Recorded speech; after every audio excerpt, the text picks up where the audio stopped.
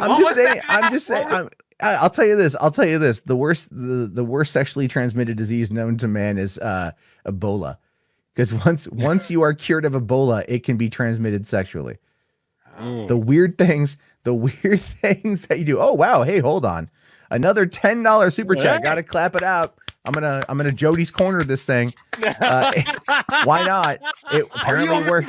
Are you a member? Are you a member? Are you? Oh, come on! Are you part of the Jody Army? Are you coming into three? You know what we do? You know what we do, Matt, on our channel? I go into television preacher mode, and I say, yes, reach your hand out right now. Touch that screen. Thank you for believing with us. Thank you for coming into partnership with us. As yes, H Box has given $10, ladies and gentlemen. Hallelujah. Glory to his name. That's fucking funny. That's fucking funny. Thank you, H. Barnes. Let's see here. Okay, now that I'm done laughing, I can read it. My last question is: do you think that by George R.R. Martin not releasing the last books, it hurt Game of Thrones? And do I think the last books will ever come out? Yes and no. Well, yes. I think the by him not releasing the last books, it doomed the last couple seasons because the writers were then stuck with trying to figure out like a blueprint that's not the same blueprint that they had before. Martin is a fantastic writer. They were able to adapt fantastic writing into a fantastic show.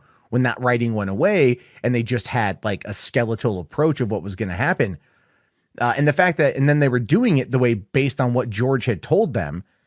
And then also George was like actively chiding them. And, you know, when the negative reception to season 8 started coming out, you started seeing these interviews with George Martin going, well, like in my books we're going to be different. You know, they're gonna be different. Characters are alive that are dead in the books or dead in the show. You know, and there's a lot of that kind of stuff, and you're like, yeah, I get it, man, I get it. Like, there's obviously like, there's characters that are alive in the books that are dead in the show. Like, I get that. It's an adaptation.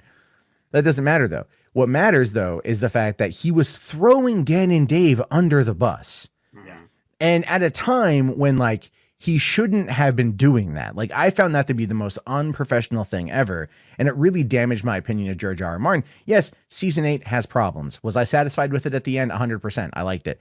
But I can understand why there are people out there who don't like it. That's fine. But when he's talking about like, oh, I've been in quarantine and, and I've been writing The Winds of Winter. It's like, bitch, you were talking about this like fucking 10 years ago almost. Right. Like you were supposed to be finishing this up. And yes, it actively damaged the show because then they weren't able to. It'd be like finishing the Harry Potter franchise, doing the movies before the last book came out.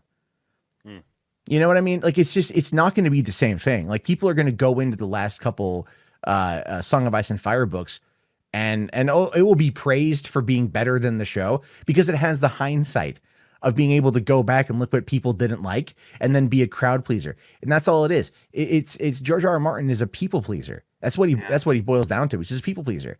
So he screwed over Dan and Dave, I think, who had made mistakes. I want to be fair on that one. And then, now he's like, oh, now I'm working on it. He said last year that he was supposed to have this book out by 2021 or 2020. He's like, if I don't finish it, you can lock me up and throw me in jail. Well, bitch, we have a worldwide jail happening right now with the pandemic. Yeah. Get the fuck to work.